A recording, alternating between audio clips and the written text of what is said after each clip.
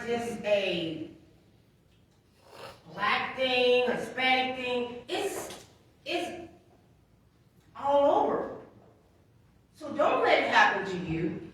She left children here that I had to resign a job when I should be getting ready to retire to take care of. Continue to pay Harris help, and all of you guys knew what's happening. People were not getting medication. They wasn't bringing people on time.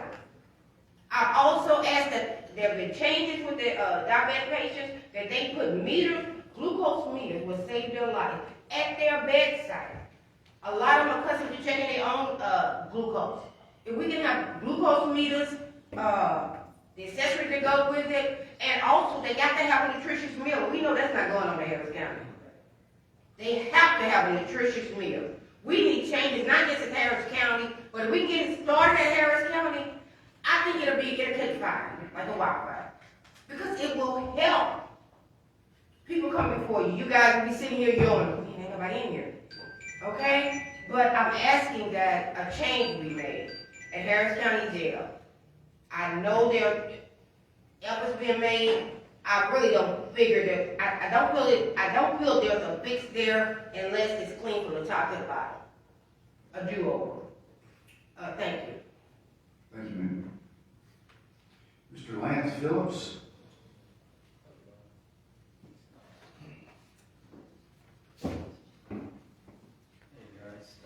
Morning.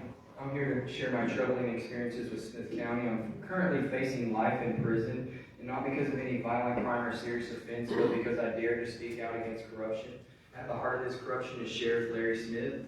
He also happens to be the head of the Texas Association of Sheriffs. My alleged crimes: trying to speak at Commissioner's Court. I've been silenced 12 times, arrested 3 times during the public comment portion, and I had the floor each time. District Attorney Jacob Putman has enhanced the charges against me, and he also sends narcs, prostitutes, confidential informants out to my house, so I know what you're talking about, man. Now, Neil Franklin went on the record and said, threatening me, saying, "This isn't a game that you want to play." And Sheriff Larry Smith threatened me on the news, saying that if I came back to court to speak, I would wear out the hinges on the door of the jail. When exposing a crime is treated as a criminal act, you are no doubt ruled by criminals. When we are told to stop recording in public court, it's because criminals in charge don't want their actions exposed. I have a gag order on me not to record or talk to anyone that is employed by Smith County. We file FOIA requests, they're completely ignored. Instead of giving us the public information, they paid $350,000 while they're broke, trying to look for raises for their employees, just to conceal this information. Right now, not one law matters if you are friends with the district attorney or the judge. I've discovered $100,000 being laundered from the commissary fund. Guilty until proven innocent, magistrate, pretrial probation that goes against the Constitution. Also, our magistrate hearings are closed off to the public. 28 deaths responsible for Larry Smith in the county jail. Law enforcement functions as the goons for this mafia that is the U.S. government imposters masquerading as public servants, rounding up, caging, and killing we the people so that the criminals inhabiting our taxpayer buildings can steal our children, property, liberty, and life. Premeditated crimes and lawless tribunals are committed against us by the DA in these so-called courts. My family has specifically been told that we cannot be victims in Smith County. I've been assaulted, robbed, my home invaded, and I cannot get any justice because Jacob Putman is a corrupt lawyer and has his corrupt lawyer criminal friends that put on black magic robes and they're covering up for the evil perpetrators like Judge Clay White and Austin Reed Jackson. I don't know if I got $1,050,000 bond on my head, right? This is treason against we the people under color of law. These are war crimes being committed across all 50 states. We demand. I have found that most of these people are secret members of Masonic groups. A large number, sheriff shakes hands with the constable in court, right? He shakes hands with his fingers are up on the wrist of the other guy.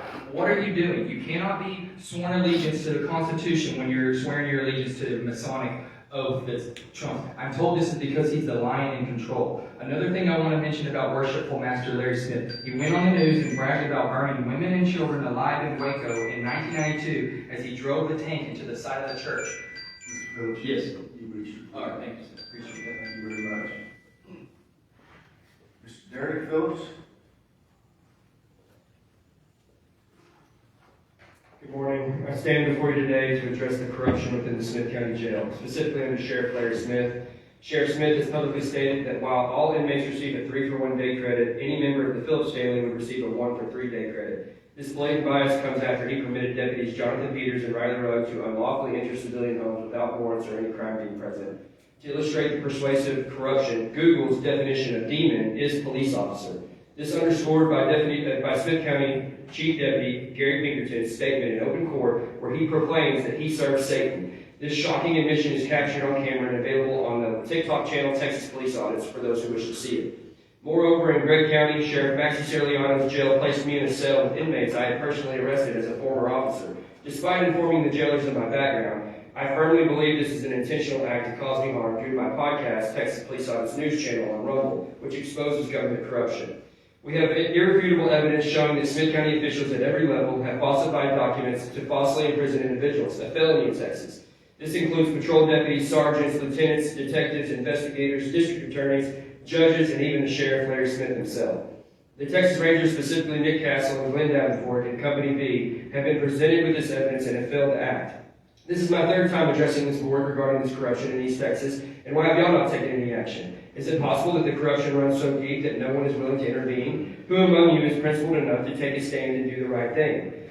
As stated before, I'm deadly afraid of Sheriff Larry Smith, as he has killed before and gotten away with it, because not only is he the sheriff, but he's also the president of the Sheriff's Association for all of Texas, as well as the man responsible for starting the fire in the church in Waco that killed hundreds of men, women, and children. Sheriff Larry Smith has gone on the news and stated that I'm a sovereign citizen, which is a hate crime that he made up. I've never claimed to be a sovereign citizen, and I'm definitely not a sovereign citizen. I've contacted the District Attorney's Office, the Attorney General's Office, the Texas Rangers, the FBI, the Department of Justice, and I've been ignored by each of them, and I'm still looking for someone with integrity to do the right thing and help my family and I. Please investigate the Smith County Jail as well as the Gregg County Jail to prevent this from happening to anyone else. It is deeply troubling to observe the consistent failure of this facility to uphold the essential standards of safety and to comply with the mandatory regulations that are designed to protect not only the inmates, but also the staff and the community at large. Over time, I have witnessed this disturbing pattern, and despite an overwhelming number of complaints lodged by concerned family members and advocates alike, no corrective measures have been enacted by the Sheriff Larry Smith to rectify these pressing issues. Furthermore, it has come to my attention that the jail administration is allegedly informed in advance of the inspections regarding the jail standards. This forewarning allows them to effectively conceal their wrongdoings and present a facade of compliance during evaluations.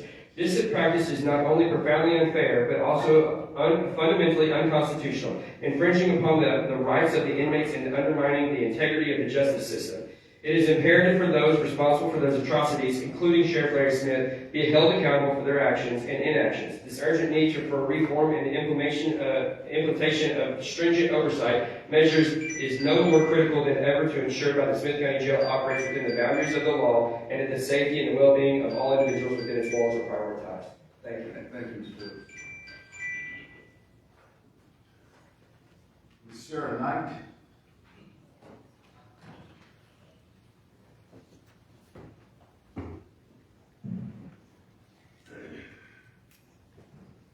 Good day, everyone.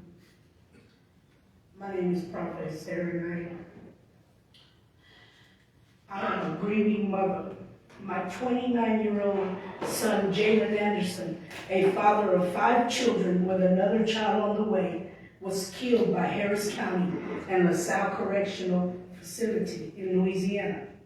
I want to start with the definition of a serial killer. A person or persons who commit a series of murders, often with no apparent motive and typically following the characteristics of predictable behavior patterns. Both Harris County and LaSalle Correctional Facility are showing these characteristics of being serial killers. They killed my son, Jalen Anderson, and they killed Billy Davis and many other loved ones. They are dead because the people of Harris County and LaSalle refuse to give them timely medical attention. When someone goes to jail in the state is responsible for them, and you all neglected that responsibility and duty. And now you are continuing to neglect your responsibility by not counting and investigating these deaths. My son, Jalen Anderson, was invaluable. His life mattered to me, his kids, his family, his friends, his community. But in death, he has stopped counting to this agency. And the state of Texas will shift him to Louisiana. Neither his death nor the death of Mr. Billy Davis in the same facility in 2021 have yet to be counted or investigated by this agency. It is your responsibility, and it is very much in your power to count these deaths, to force an investigation, because they are still Texas residents. I have a right to see my son in your commission's custody death database. Commissioner Locke, last time he asked if Louisiana was held to the same standards that we have in Texas. And now I ask you, sir, and the rest of the commission, what are your standards for counting our custody deaths? You all have not done your job to make this a reality.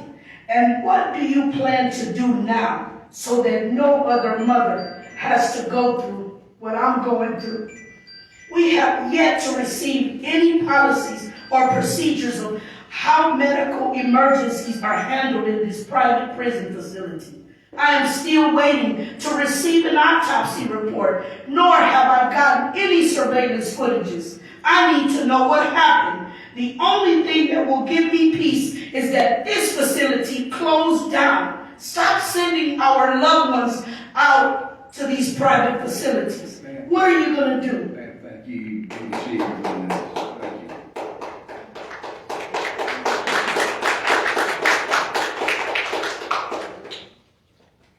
Lydia Leos.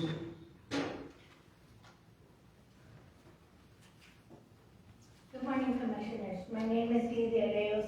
I'm here not only to represent my son, Jalen Dennis, but every in-custody death in Texas. There's so many of them. So my son died 4 years ago inside Burke County due to medical negligence. By the time my son was transported to the hospital, he was already 98% brain dead. It took them over 12 hours to tell me he was critically injured. Had they told me sooner, I could have had more time to be able to say goodbye. I could have sat by his side so he wasn't alone until 1 in the morning when I finally made it in that same day. When I walked into the hospital, the jail failed me by preparing me to what I was walking into. When I get there, the surgeon says, "Don't worry, Mama." The moment he was wheeled in earlier, I knew his soul had gone to heaven. I was told he was critically injured, not that he died. They should have told me that. So I walk in, he's on life support. The only thing that I can do is disconnect life support right then. What makes me so angry is the press memos that the jails send to the news stations. Give us the time to grieve the ordeal before you slander our family all over the jail. What they do is they completely blindside us when this happens. There was not even yet a conducted investigation by the Texas Rangers or this commission office. So then they shift the blame to our loved ones. I'm sorry, I get ahead of myself. So how is the jail able immediately to shape an entire narrative to save the image while neglecting to inform parents in a timely manner of their loved ones to say their final goodbyes? And 4 years of torment and grief, here I am again, time and time watching our loved ones die. How many more people with mental issues have to die before we accept that a jail can never replace a preventative front end solution? Janice Dotson died in our jail due to mental health. Michael Rosas died last week due to a medical episode. Every time someone dies and there's a Bexar County Sheriff's Office refuses to take accountability. They refuse to have a one-on-one on family members. Our sheriff does not stand for the jail. Jesus Gonzalez walked in March to be booked. He died 6 minutes later for properly failure to search. That is what happened to Julian in the beginning, properly to failure search. When is this going to change? How do we make these changes? Thank you for listening to us. Thank you, ma'am. Diane Bagley, Rosenberg.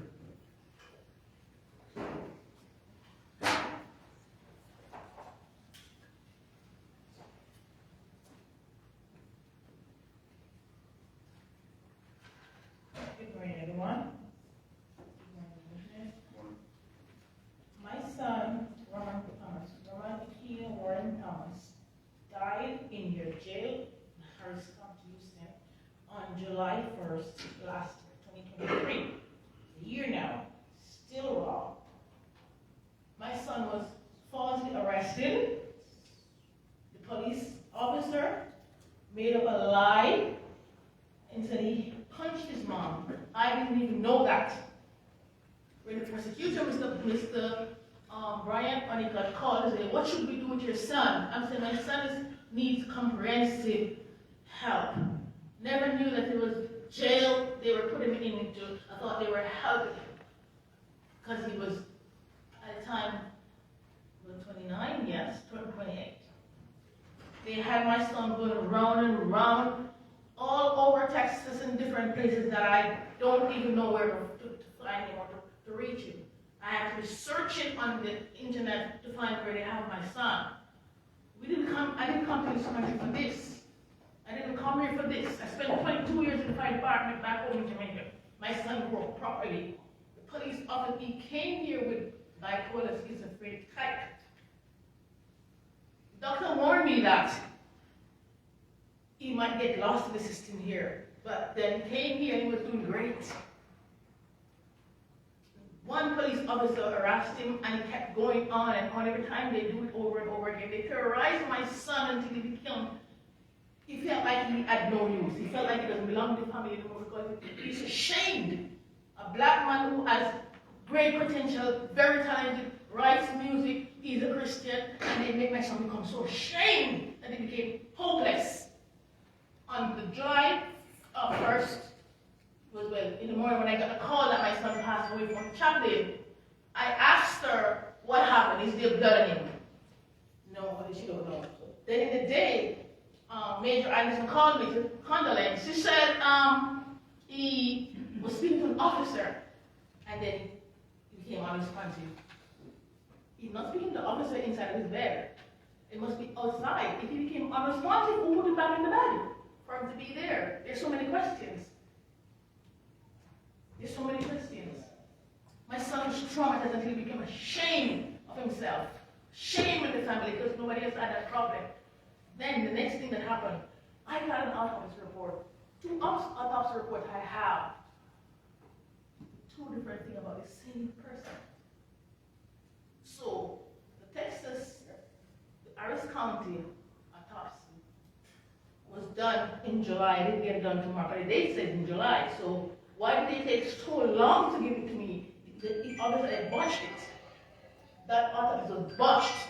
My son was murdered. Thank you, ma'am. You get your 3 minutes. Thank you.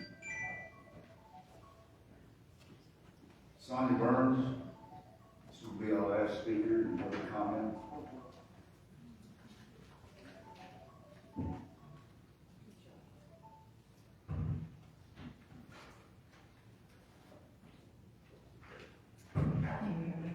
Yes, ma'am. Okay, hi, thank you for allowing me to speak quickly. I'm Sonia Burns, and I just wanted to address, because I know that you all are in touch with all of the sheriffs, this gap in services where people are too acute to voluntarily engage in meaningful services, but not acute enough to be inpatient because they're at baseline. So this is the excuse we're getting everywhere. You're at baseline and we have nothing for you. To drive this home, I was sitting in a meeting just recently in my county here, Travis County, with Integral Care, And the question was, because in May we had a person die in our jail who had cycled for many, many years, had been on the highest levels of care, was incompetent to stand trial, dismiss and transfer, he died alone in a jail cell. When we had these individuals where we tried everything, or we couldn't try anything because they could never agree to services, then what? And there was a universal shrug. And when you all look at your forensic wait list of people sitting in your jails awaiting for competency restoration services, and then you look at that civil wait list, that is a huge problem. When Robert Munguia died here, there were 138 people on the forensic wait list in our jail. There were 4 people on the civil wait list out in the community. You cannot tell me that the majority of people did not meet criteria for a civil commitment or a voluntary. So you need to go back to your counties and you need to talk to your hospital districts, because hospitals are discharging people all the time because someone's at baseline. Talk to your LMHAs, your local IBD authorities, because we are not going to get ahead of this problem until we are actually talking about a person's true level of need. And when the sheriffs are complaining about being the mental health facility, yes you are, and nothing is going to change because we're not having a real conversation about who is ending up in the jails.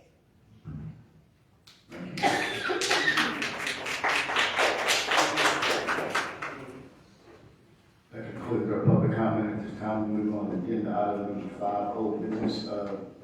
We're going to move Midland County up to our first non-compliance issue. Mr. Wood, Midland County official, would you like to come forward?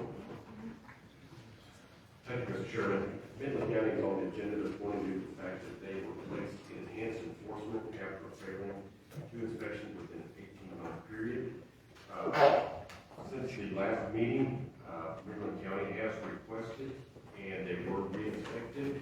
They passed the re-inspection that occurred July 8th, 2024, and the inspection report is included in your handout for your review. So at this time, Midland County has passed. They have been placed back in compliance. I would make note that there is a remedial order in place. We are required to review the remedial order and also provide you an update in regards to their efforts to come back in compliance, which they were able to do so. And I believe that Sheriff Ryder has additional information that he would like to provide you this morning. Sheriff? So thank you this morning. The 2 items that we were placing real information was for the 265.3 and 285.1. I think you had it in front of you. Originally, if you would like me to, but I'll should be aware of what those violations were. Please accept my apologies for my casual dress this morning. As you can tell, I hurt my arm, and I can't put on a coat very well. I can't put on a tie either, so please accept my apologies for my casual dress. I'd like to introduce to you my wife of 42 years. She's here for my moral support and currently helps me get me dressed each morning. She's back here, my jail captain out here on the back row back there. I appreciate them. Our County Judge Terry Johnson would love to be here this morning. He had a prior commitment, so he couldn't make it either. I tore my rotator cuff while getting animated with my jail captain, expressing my frustration for being out of jail standard for compliance and being put under pressure for me to order. Just kidding. I didn't tear it that way. I tore my 4-wheeler Memorial Day weekend doing donuts on a 4-wheeler, and it rolled on me, which proves the point that cops should eat donuts, not eat donuts. As Sheriff of Midland County, I accept responsibility for the situation we got ourselves in. As promised in our last visit, we have begun the following procedures. We have a dedicated compliance officer. We have a guardian program that's supposed to keep us in line with our security checks, recreational laws, and other jail standard requirements. When possible, we schedule our security checks at 20 and 50-minute intervals. Any questions you have for me? Any questions from the commission? Mr. Wood? Mr. Chairman, based upon the testimony provided by the sheriff this morning, I can reaffirm that they have been submitting the required monthly reports after being placed in enhanced enforcement. They did pass their re-inspection, which was a comprehensive re-inspection, meaning that all areas of jail operations were reviewed by the inspector while on site. They have addressed the observation rounds that they were cited for previously, along with ensuring that inmates are provided 1 hour of supervised recreation 3 times per week. At this time, we request that the county remain under remedial order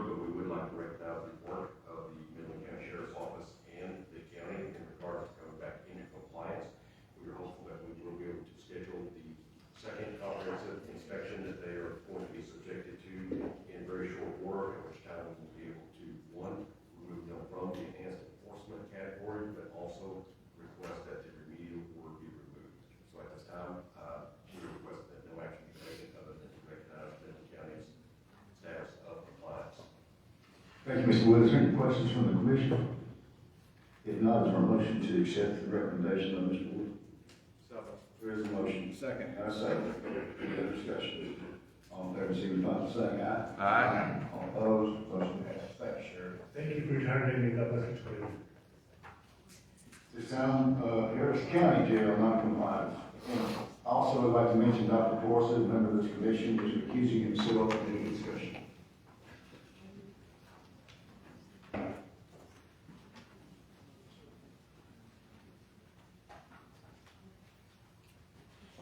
Mr. Chairman, as representatives from Harris County provide additional information for review, I'll provide you a brief summary of the current status of the Harris County Jail. At this time, Harris County remains in non-compliance, however, they are required due to the fact that they are placed in enhanced enforcement to submit a monthly report on their compliance efforts, which staff has been receiving and reviewing. We have an on-site use as a commission meeting. Currently, Harris County is housing now over 1,500 inmates. The numbers that we have, they may be able to provide more accurate, up-to-date numbers, but the most recent numbers that we had indicated that there were 1,569 inmates being housed out of county, with 7,466 being housed in Harris County. It should be noted that they have a rated capacity of over 500 beds. They are operating under their approved capacity due to the fact that they are attempting to apply with remedial work, which limits the population to the number of available staff. We continue to monitor the staffing rosters that they provide us to ensure that they are compliant with the requirement of one officer for 48 inmates, along with ensuring that their observation rounds continue to be conducted within the required time frame. They will be able to provide you additional information. You may have additional questions, but I believe that it would be appropriate to hear from Harris County representatives at this time. Please, Sue. Commissioners, we'll do this quickly. It's in the packet that I gave you all in case y'all want to look at it later.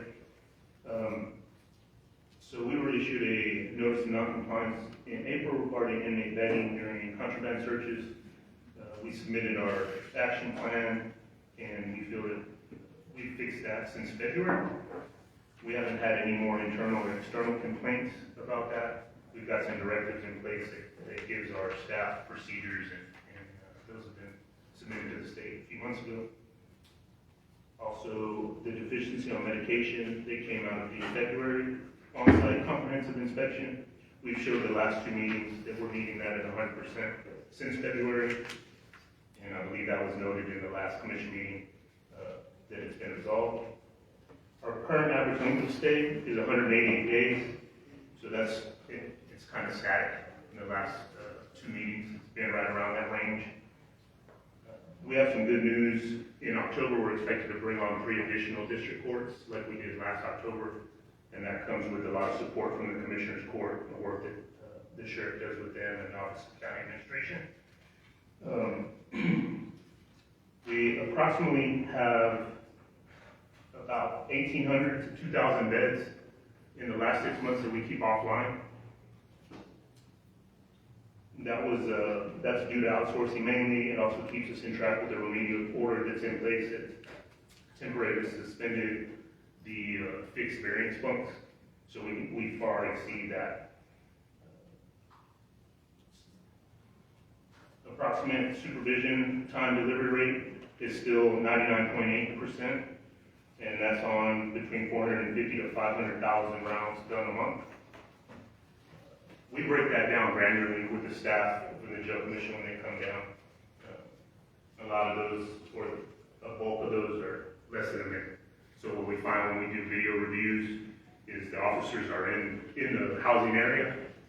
But if you've ever worked in a jail, you know inmates have a million questions when you come in. So it's preventing them from getting from the QR code. And we tell the staff, if they're asking for toilet paper, hygiene products, or just to have an interaction with you, in my opinion, that's more important than not talking to them and going and hitting the court checker.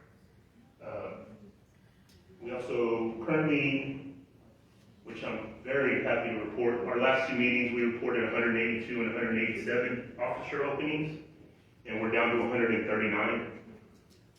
That is one of the biggest factors that's helped us be the last 60 days, which you'll have in your report.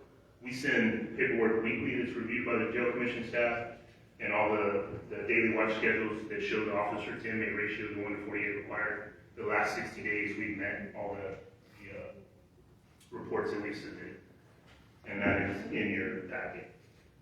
But again, I think that's with our continued use of outsourcing. In the last 3 months, you'll find a graph in there that we've increased about 160 beds. So on average, we have just a lot of court movement. People are coming back and forth. So we just concentrated on trying to identify more inmates that would be able to go out and it'd be a one-way trip. So again, we still, weekly, we have about 500 plus TDC paper-ready inmates. So we started to transition those to the outsourcing facilities. So they stay there, they're not coming back weekly for court. So that's helped us get up to, again, you'll see on the chart, on the outsourced numbers, we stayed about 1640 out. So again, we're closing the gap on bringing on that many officers. We've seen in the last 6 months, we've actually gained 85 officers overall. And during that time, I believe before 2 quarterly meetings ago, we selected 44 detention officers and put them into BPOC. So that fluctuates. And that's just part of the operational necessity of the sheriff's office. So we're really glad that we see that. We have a cadet class that started there a week and a half into the academy. That's got 33 more officers. So bringing on the staffing levels and continuing to outsource is helping us meet the requirement. Like I said, you'll see there in the last 60 days, all reports submitted show that we're meeting the proper ratio.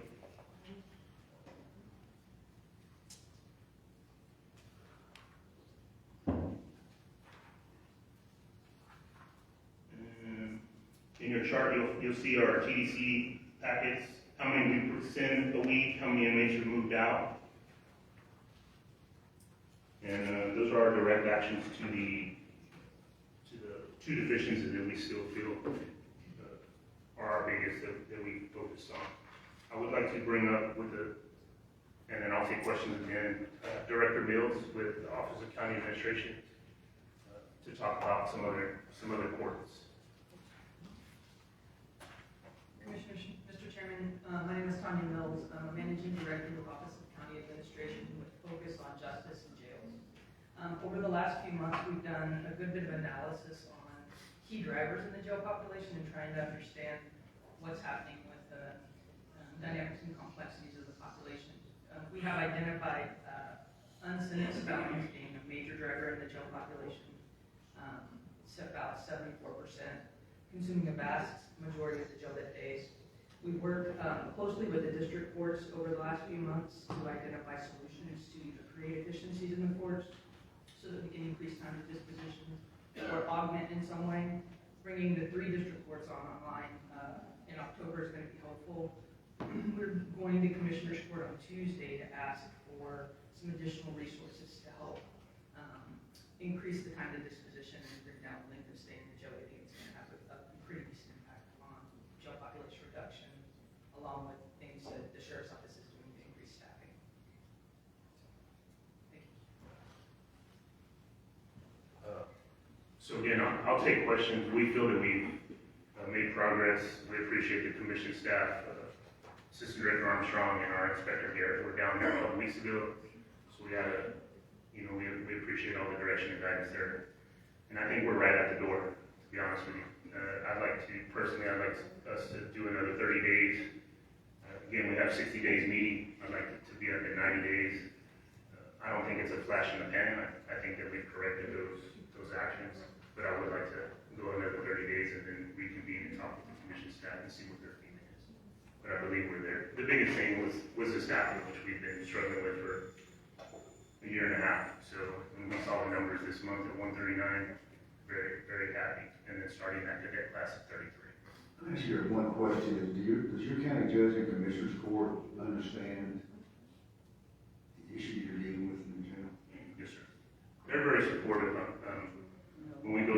outsourcing dollars, it's expensive. Overtime money, we're still using a lot of overtime money to meet those requirements. They've been supportive through this whole thing. Again, some of the things that are going to court next week to help us with new dockets and that are specific to the jail, our mental health support, the court and the sheriff's office working really, really well together. Thank you. Any other questions from the commission? Mr. Chairman, I've got a couple questions. I want to first recognize and thank you for making improvements. That's because it go unrecognized. I think bringing that staff level down is a big deal. Commissioner, you might want to get closer to that mic so you can hear a bit better. You're the first person in my life that ever said I wasn't talking loud enough. Thank you for that, Chairman. But thank you a lot. That means a lot. That bringing on additional staff and getting that number down is a big improvement. So I want to recognize that. Appreciate it. And continue to work on that because that's a big part. A couple areas I want to ask questions and the first one is on this out of state. How many inmates do you have in the two different states that you are sending inmates? How many in Louisiana, how many in Mississippi? And is that going up or down? There's static numbers. So we have 300 in Mississippi and 650 in Louisiana. Okay. On that, do you feel that you have adequate access to assess their treatment? Conditions in the facilities? Yes. Yeah, we can do similar inspections just like the jail commission at any time. We do them unannounced. How often do you do that? Our last ones were in I want to say about 2 months ago. So we try to schedule them every 3 to 6 months. The other area I want to focus on is the 3 new courts you're bringing on in October. Can you just tell me what is going to be the most immediate thing we're going to see that's going to improve your standing? They're district courts, so they're going to see criminal cases out of the jail in front of the street. So this 188 days is going to go down, that length of stay. What matter? We saw an impact. They brought on 3 new ones in October of last year. How long do you think before you start seeing an impact to that? I don't measure those. I don't know. The 3 new courts coming on, certainly the judges will need to be spun up, but we do expect that it will help offset the exceptionally high cases. So one of the things we saw in our analysis was 1,399 folks who had been in custody for more than a year with an average length of stay of 716 days. That's pretty much right. We've got to bring that down. So the 3 district courts are certainly going to be helpful with that. One of the other, and this has not yet been approved in the Commissioner's Court, although we have a great deal of support from the Commissioner's Court, is associate judges that will have key performance indicators specifically tied to addressing jail cases. We had those associate judges last year to help with reducing overall county backlog. There were about, we saw about, 400 decrease in the ADP in 2023 when these judges came on. But it was blended. What we want to see is those judges take almost exclusively jail cases. And so we expect to see a pretty significant drop in the average daily population. And the analysis that we have done, looking at everybody in custody on day 1 of 2023, and then all new inputs during 2023, a blended average length of stay with folks whose highest charge was a felony was about 59 days. If we'd seen a decrease in just 5 days in the average length of stay, we would have seen 800 fewer inmates in the ADP. So using that logic, and I think there's probably 5 to 10 days on the bone with length of stay that we have, I hope to see us be able to eliminate our need for an county. We probably won't see that impact in November, our next meeting, but we'll probably see it, what, Over a February? period of time. I think, my hope is we'd see some significant drop by about the spring, yes. Okay, so February we should see some change. Final question, I want to go back to the, unless you have something to say. Hi, Commissioner, Chairman,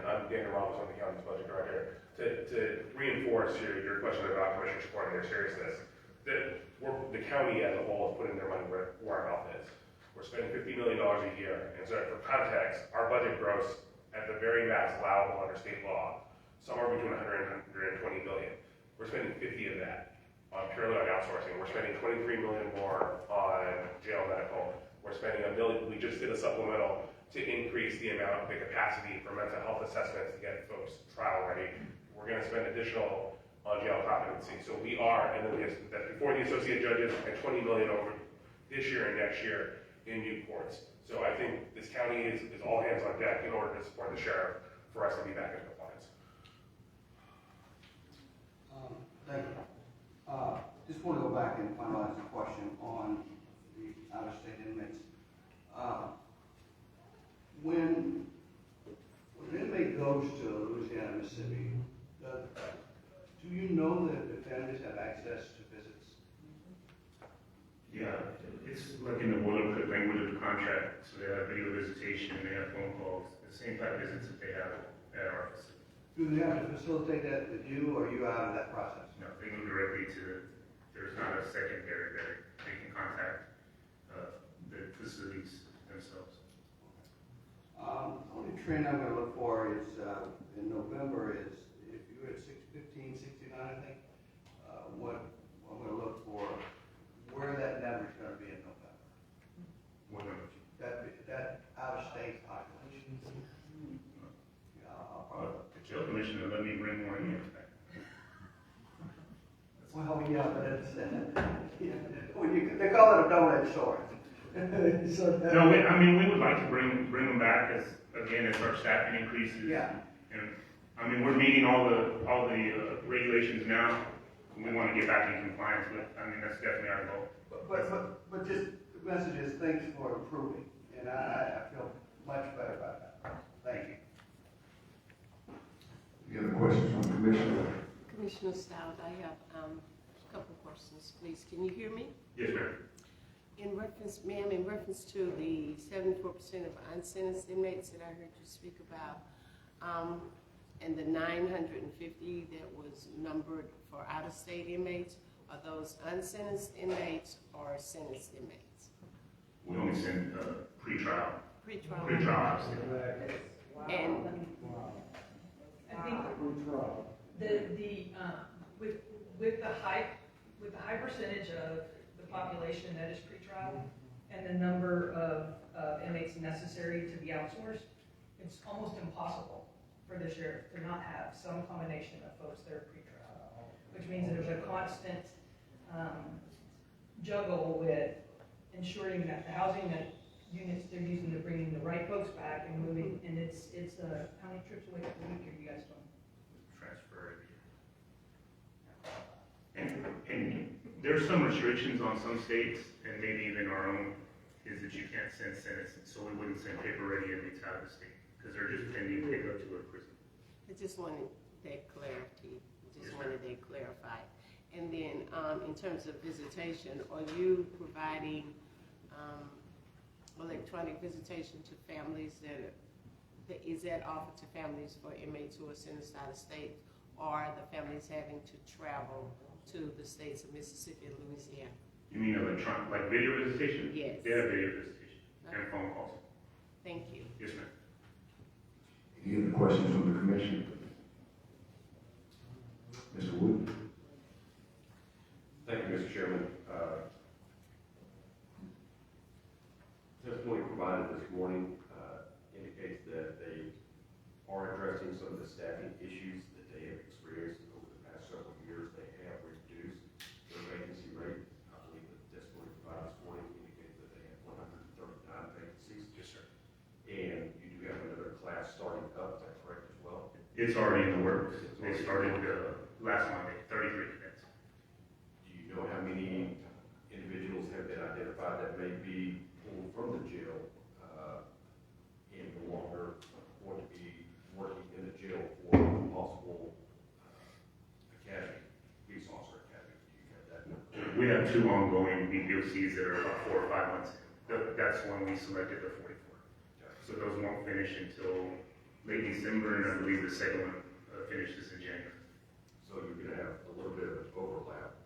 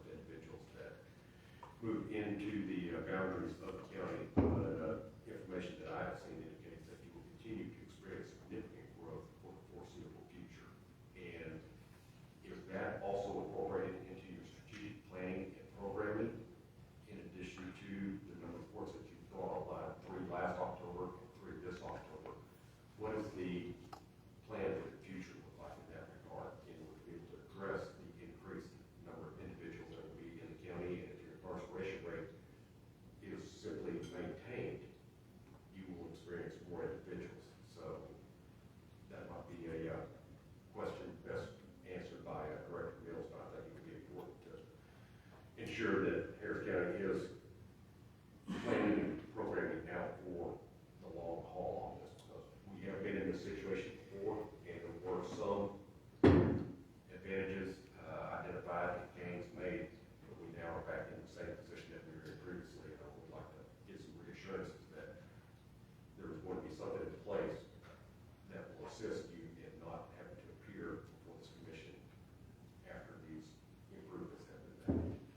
I'll see if they can speak to it. Thankfully, I'm not over the boards. So Harris County recently adopted a strategic plan, and first and foremost was a goal of a speedy and fair justice system. So it's one thing, we are working with our district courts and our criminal courts to ensure not just that we have more courts, but the courts are running effectively, that we're providing them the supports that they need. We're looking at our indigent defense, we're looking at our translation services, our capacity for mental health. So it's front and center in our planning. We are looking at our public safety facilities and justice facilities holistically to see if there is a need and think what it's going to look like over the next 10 years. So it is very much front and center, and my job is trying to plan for our future financially, but also operationally by all departments involved. We will be monitoring the 6 associate judge courts that we're bringing online with specific jail reduction KPIs and being able to tie them to the jail reduction. Our goal is to, if that's successful, and we believe it will be, is to take it to scale. Certainly, adding any additional permanent courts is going to require cooperation from the state, CA, but the associate judges are helpful, though they can't get full courts. But yes, we intend to see that these things are able to be taken to scale if effective. Are those discussions already taking place as we approach the next legislative session? I can't answer that, but I can get you that answer. Thank you. You bet. Anything else in the commission? Mr. Chairman, I have one final question. Back to the out of state. There's 1,569 out of state. Did you make an effort to keep those 1,569 inmates in the state of Texas? Did you make every effort to keep them here? We have 2 state contracts, so at the time, they're tied up available beds, more beds come online, and we're in contract. So we have about 900 out of state. We have 500. We have about the same amount in state. 188 down in Jefferson County, 500 plus out in Garza County.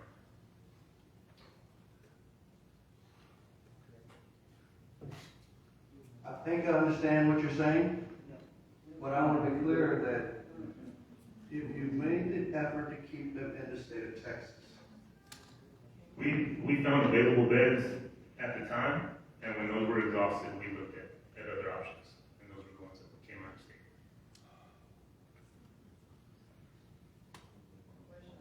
Okay. Any other questions from the commission? Mr. Wood? Thank you, Mr. Chairman. Harris County remains in non-compliance at this time. They are currently under remedial work. They have provided testimony this morning, in addition to the documents that we continue to review to ensure that they are addressing and actually making progress. We would request at this time that the remedial will remain in place. We will be required by our administrative rules to conduct another comprehensive on-site inspection of the Harris County Jail. We are requesting that we be allowed to do so and report back to the meeting for potential remedial or enforcement if necessary. Thank you, Mr. Wood. You've heard the recommendation. Is there a motion to approve as presented? Second. and a second. Any other discussion? All in favor, signify by saying aye. Aye. All opposed, motion passes. Thank you. Thank you for your time. Liberty County non-compliance.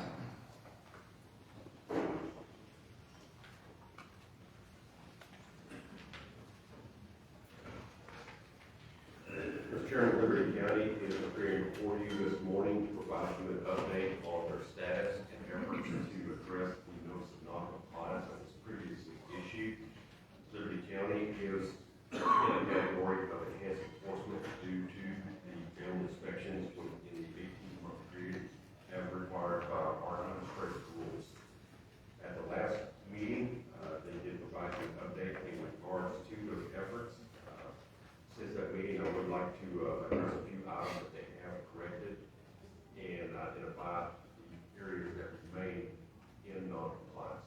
So they will be able to provide additional information, but it's our understanding that as of this morning, all intercoms at the Liberty County Jail are operational and functional, and your generator is operational and has been tested, and you are logging that correctly.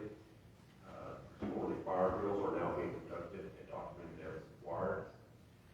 You have been meeting your staffing requirements based upon the inmate population that you have at your facility. And the sanitation and preventative maintenance is your ongoing project, and you continue to address those items. You've also recently been provided staffing for maintenance. I believe it was previously in a different department, and they have been assigned to the jail so that they're able to address those items as they occur in a more timely manner. So that is the information that we currently have this morning, and I would request that they provide any additional information in testimony for you to consider. Yes, sir. Chairman, board member, director, my name is Bobby Rader. I'm Sheriff of Liberty County. With me is Warden Heather Guerrero, and she will address those deals. She's been working very hard with our inspector and the commission to make sure these are corrected. I'll turn it over to her. On standard 259, we've been keeping the count down because during our inspection, our count was over 300.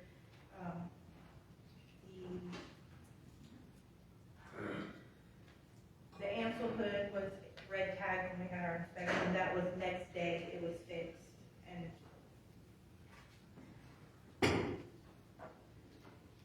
one of our big things was the segregation checks. We've been, during our inspection, there were no seg checks missed when Mr. Garrett went over the logs. I recently, this week, sent more inspections to Ms.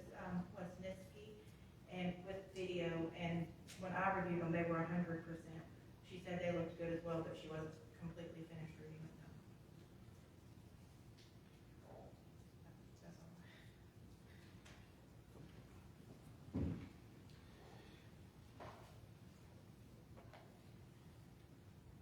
Since the last meeting, you have continued to utilize contract beds in order to ensure that you meet your staffing requirements. I know that you've been working with your courts and the local criminal justice system to ensure that all needs of all parties involved are being met. You continue to utilize those contract beds to ensure that you meet your staffing requirements at the Liberty County Jail.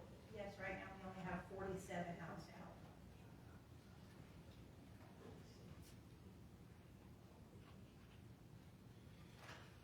And can you provide us an update? I know that you continue to work on ensuring that the facility that you are currently utilizing meets minimum jail standards. That there have been discussions regarding the construction of a new facility.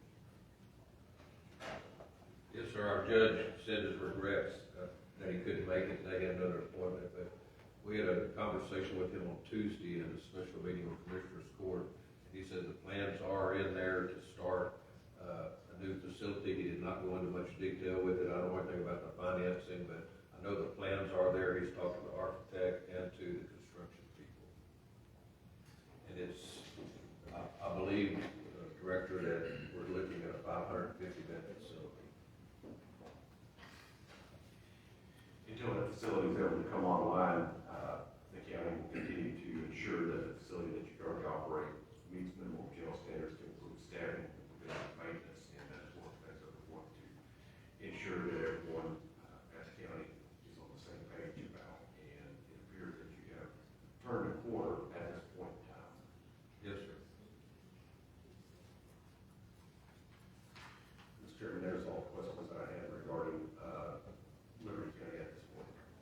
Any questions from the commission? Okay, one question. Sure. I don't know if this is on. I'm sorry, I might have just missed this. I know that in the last inspection, you guys were over your capacity. Since the inspection, have you all maintained your capacity on that 2021?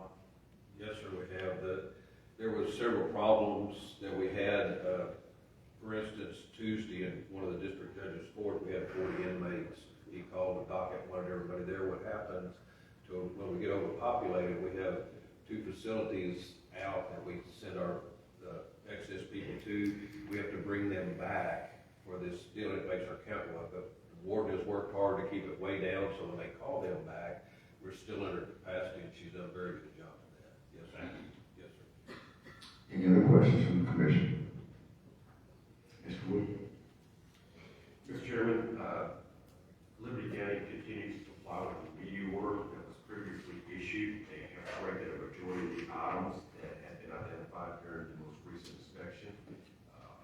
We will continue to monitor them to include receiving their monthly report, but they've actually been providing supplemental information to demonstrate efforts that they have undertaken in order to ensure that they continue to comply with minimum jail standards. As they continue to house inmates out and ensure that proper staffing, we would request that no action be taken, that we be allowed to continue to work with Liberty County as they attempt to go back in compliance with minimum jail standards. Thank you. You've heard the recommendation from Mr. Wood, Commissioners. Is there a motion to approve? Have a motion? Second. And a second. Any other discussion? All in favor, signify by saying aye. Aye. All opposed, motion passes. Thank you, sir. Thank you very much. We have 5D, Newton County non-compliance.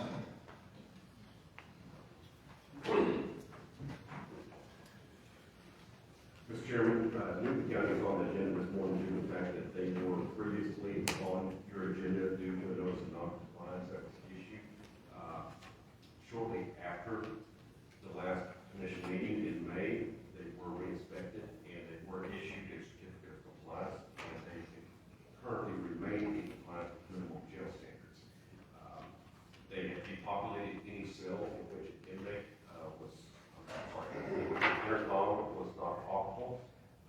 They have in place enhanced enforcement, where they have passed the first of 2 required comprehensive inspections. I believe that they're going to be able to provide a few additional updates this morning. Good morning, everyone. I'm Robert Burgess, Sheriff, and this is Judge Ronnie Cox, County Judge. We spoke with the provider, Guardian Security, who's responsible for installing the rest of the intercom, and they are currently awaiting some additional parts to fulfill their contract obligation of the additional sales.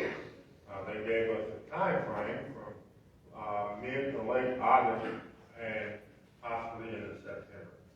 Currently, we do not have anyone in a cell that doesn't have an intercom. We currently are just in a holding status, rather, waiting for this additional parts to come in. We currently have outsourced for Phelps over in Louisiana and Jasper County Sheriff's Office, where we have 7 in Louisiana and 3 in Jasper, and the remaining ones we have on hand. We have 7 in our facility. And that's where we're at this particular time. Mr. Chairman, based on the fact that Newton County has been recertified and currently remains in compliance, they continue to house inmates out of county so that they're not utilizing any cell inoperable intercom. We request that no action be taken, and we will continue to monitor their efforts to remain in compliance and ensure that any cells at the Newton County Jail are provided with an operable intercom. As stated, they are not utilizing any of the cells in which an intercom is not provided, so we would request again that no action be taken. We need to be allowed to continue to work with them. Any other questions from the commission? If not, is there a motion to approve the recommendation as made? So moved. We have a motion, second. Any other discussion? All in favor, signify by saying aye. Aye. All Opposed, motion passes. Thank you. Thank you, Chair. Yes, thank you, Chairman. Thanks, Sheriff. 5E, customer service survey. Mr. Wood. Mr. Chairman, I'm going to provide a very brief verbal update on the customer service survey. We have been working with the Professional Management Institute of Texas, located at St. Houston State University, to review the questions that were utilized in the statutorily required customer service survey. They have been providing us recommendations and ideas on how to go about asking these questions in order to ensure that we receive information that will be useful and helpful. Our next step will be to partner with them in order to submit that out to our stakeholders. If you recall, we were concerned about the low return rate from the last customer service survey, and we would like to ensure that the individuals that we do serve have an opportunity to weigh in, and we want to encourage them to take part in these customer service surveys so that we can identify areas in which we can improve our own performance. Good action, sir. Thank you. 5F, legislative appropriations request. Mr. Wood. Thank you, Mr. Chairman. If you will look in your supplemental handout, a smaller book, with a different color cover, and you go to tab A, LAR,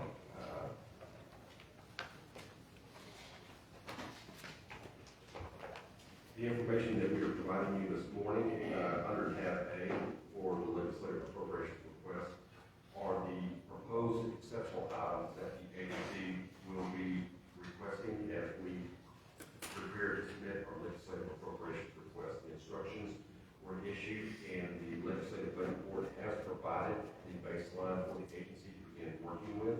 The baseline for the agency was not significantly lower, but it was less than it was previously, and some of that is based upon the salary enhancements that the legislature provided last time. We have been in discussions with the legislative budget board to address some of that, but the items that we have identified to be included in our request that will be going before the legislature include a cloud maintenance and security request in order to address the use of secure server that we now utilize that allows counties to submit information for our review along with the portal that we utilize.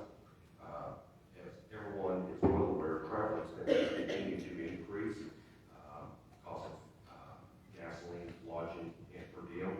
But I would like to point out that the agency has traditionally utilized the lower per diem rate, and we no longer find that sustainable, and we'll be requesting sufficient funds to increase the per diem that we do pay any employees that are in travel status enough to meet the GSA rate, which is approved by the comptroller.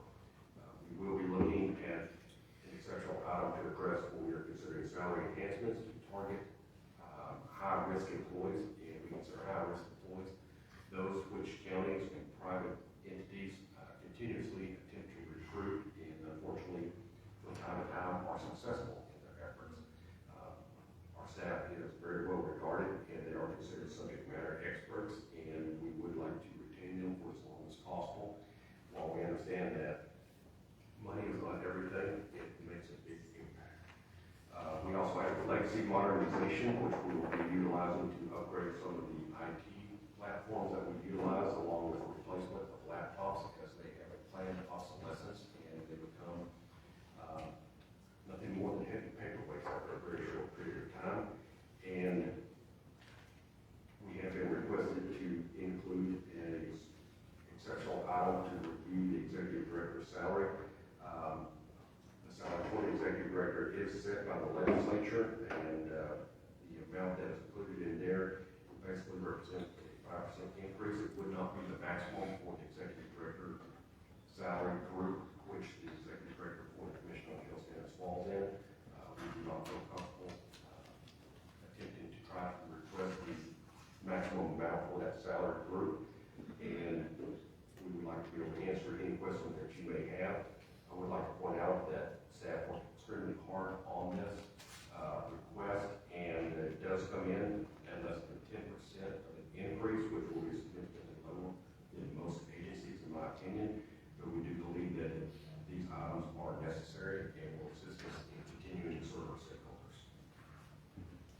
questions from the commission regarding the board's comments? Yeah, Mr. Chairman, a couple of questions. On the professional fees, not a big number, but why did it go down so much? What is that? So professional fees will often encompass the utilization of an outside individual that assists in preparation of other legislative appropriations requests, audits that we are required to perform. We have been able to pull several of those functions back in-house. We have been able to send staff members to the required training, and it makes us much more efficient. Downside of that is that these individuals acquire more skills and become more attractive to other larger state agencies, which make runs at our employees. But we feel that it is imperative that we take advantage of any efficiencies that we can find, while also continuing to assist our employees in professional development. So we have been able to pull a lot of those services back in-house, and we feel that it's a better option for the agency. One more question. On the salary enhancements, that's just kind of across the board, or is there, how many positions would that we have targeted there? So we will specifically be targeting first and foremost the complaint inspectors. Okay. It will not be, it is not viewed to be an across-the-board approach. We have individuals that we need to ensure are adequately compensated prior to others. I know that is a very unfair statement because each and every one of them is extremely important. But we will be targeting complaint inspectors first and foremost. And we have set up, I guess for lack of a better term, something of a matrix where we've identified the most at-risk employees. So while we may not actually receive the full amount that we are requesting, we will be targeting specific employees first and foremost. And it will be somewhat of a waterfall effect after that. So we do have to ensure that the ones that are, again, most at risk for being poached, we do our best to try to retain them. Makes sense. Thank you. Yes, sir. Any other questions from the commission? If not, we'll move on to new business 6. New business A, Falls County non-compliance. Falls County.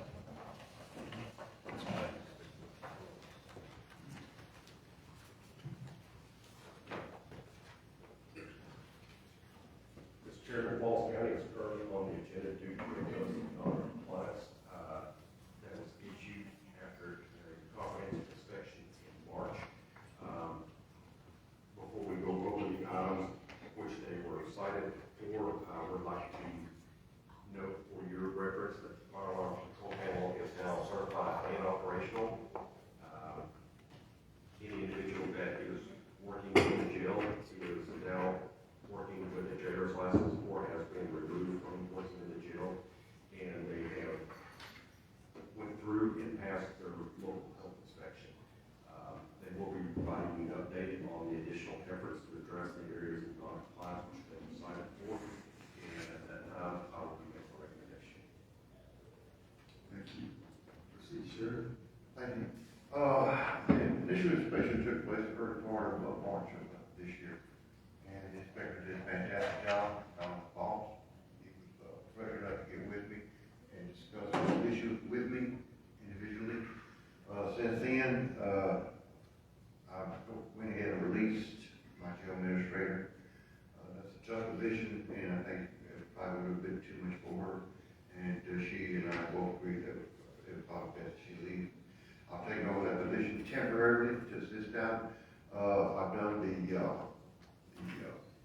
operational plan, the classification plan, the health plan, and some other steps in that operational plan. They've been cleared and approved by the jail commission. I've updated our suicide class and sent a certificate in to prove that.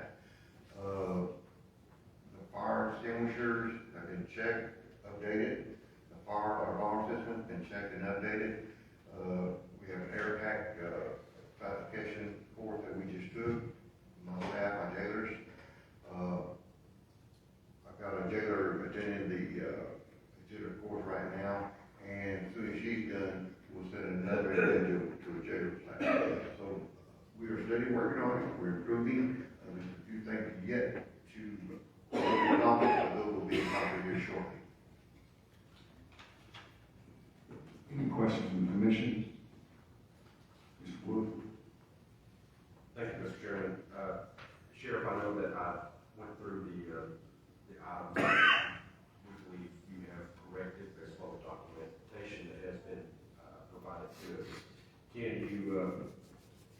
some of the items that still remain uncorrected at this point in time? What would be, the other one's gonna be getting with my jail staff and make sure that when they make their rounds, they use the wand, they also need to handwrite the time that they also do the round check. I talked to them about make sure that when they make the rounds, they look into the cell, if not, walk into the cell and look at the bed, make sure everybody's okay. So that's going to take a little bit more training for them to do that. Being a small department, we had the luxury of having 3 or 4 jailers on shift every shift, but I don't. Basically 2 to a shift of jailers. So I gotta have at least 2, but my count will go at 48, and I gotta have 2. But it's just some general things that we need to work on, make this little slid by, and it's just a refresher type thing to get with them and get them back on track. At this time, regarding your staffing, you are providing no less than 2 certified jailers at the facility at all times? Yes, sir. Yes.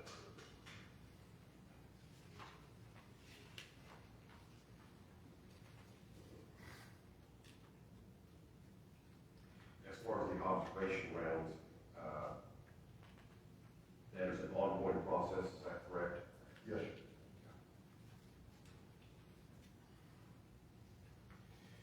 Mr. Chairman, based upon the fact that the notice of non-compliance was issued in March, they have not hit the 6-month mark yet, we would request that they appear before the commission at the November meeting to provide you an update. Based on the number of areas of non-compliance, now we will be basically treating them as if they were already in enhanced enforcement, requesting that they provide monthly updates. One of the things that we do need to receive from the county is the 90-day letter that clearly identifies the steps and corrective action that has been taken to address these areas of non-compliance.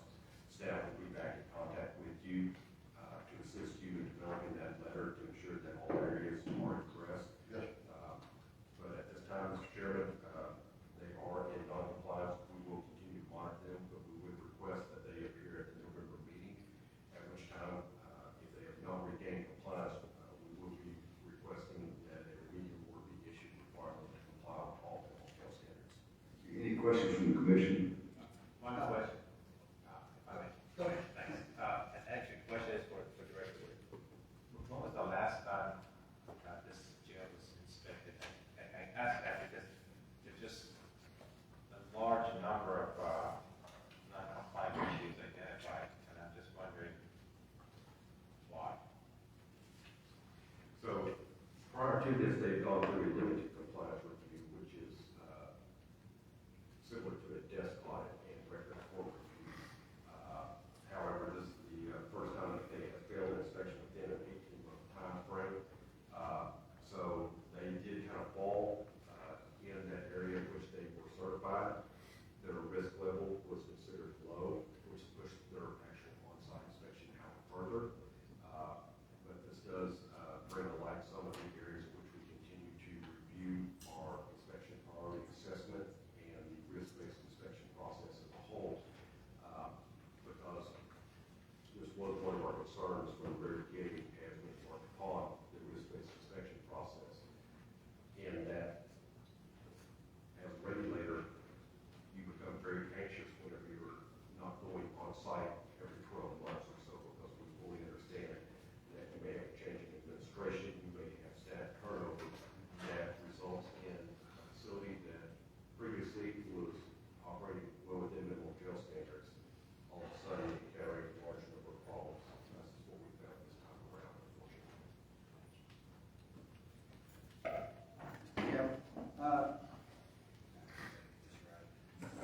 Different spot, so therefore I'm off balance. Yes, sir. I'll pass it down. That's fine. We've been talking about all the non-compliance items, but number 3 and number 5 is particularly of interest to me, and that is the veteran status. Pretty sensitive to that one. That has been verified since 22, so when you come back in November, I'm going to really want to know about that, because veterans all near and dear to all of our hearts.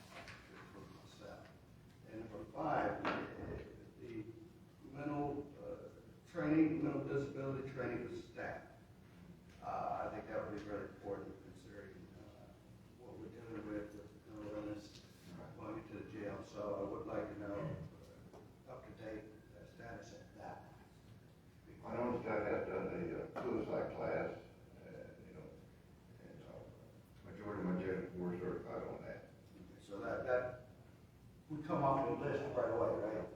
Okay. So those are the two that I would like to zero in on. Yes, sir. Thank you. Any other questions from the commission? Again, Mr. Chairman, we will be treating Falls County as if they were enhanced enforcement already due to the number of those areas of non-compliance that were identified. They have begun the plan of action and corrected some of these items. We'll continue to work with them, and staff will be in contact to develop that 90-day letter that is required. We will be following up on a monthly basis, and we will be inspecting the facility on site prior to the November meeting. Thank you. You heard the recommendation from Mr. Wood. Is there a motion to approve? So moved. Have a motion? Second. And a second. Any other discussion? All in favor, signify by saying aye. Aye. All opposed, motion passes. Thank you, Commissioners. Thank you, Dr. Everett. 60, business Shelby County, non-compliance supplemental. Mr. Chairman, Shelby County Jail is on your agenda, and the information packet is contained in the supplemental, which again is a smaller book, and it's under tab B, Shelby County.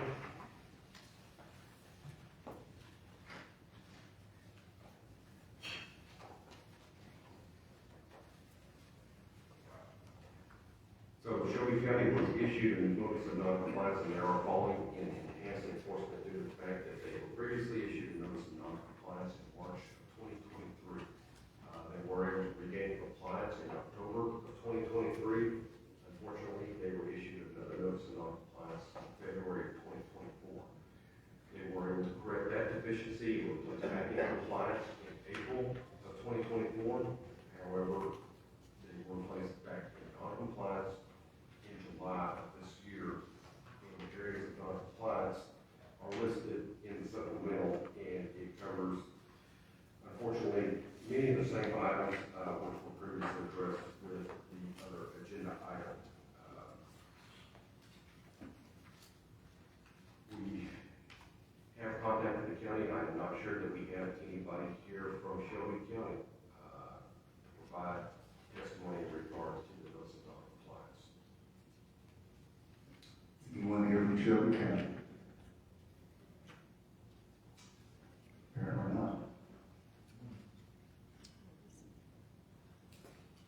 Were they asked to be here?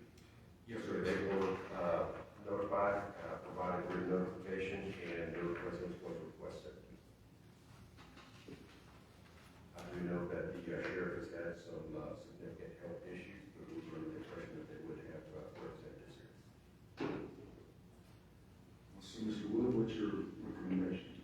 Mr. Chairman, based upon the number of times that the county has been placed in non-compliance in the areas in which we identified continuing areas of non-compliance during the last comprehensive inspection, we will be requesting in accordance with 297.9 that remedial order be issued requiring the Shelby County Jail to comply with normal jail standards, and again request their presence at the November meeting so that they can provide you an update on their status. You've heard the recommendation from Mr. Wood. Is there a motion to approve? Make a motion to approve. We have a motion. Second. And a second. Any other discussion? All in favor, signify by saying aye. Aye. All opposed, motion passes. Got 6C, inspection fee schedule. Mr. Chairman, returning to the primary commission meeting book for your review is a proposed inspection fee which we are required to put forward for your review and approval. These fees will only apply to facilities housing 30% or more non-Texas sentence inmates. And they do not apply to everyone, so I do not want individuals thinking that we charge every county that we inspect a fee to inspect it.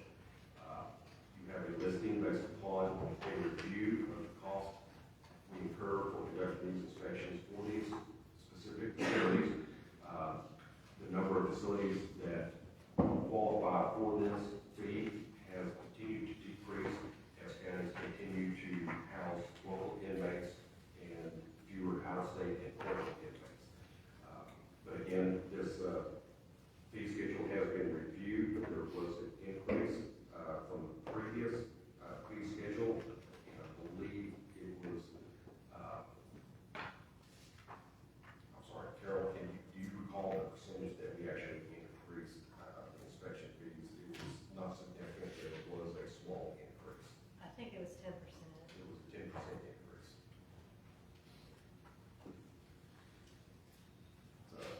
Mr. Chairman, this proposed schedule was put forward for your review and for approval. Any questions from the commission regarding the fee schedule? If not, I'll entertain a motion to approve.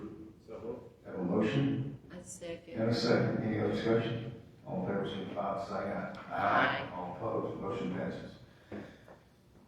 6D, Housing Texas County Jail inmates out of state.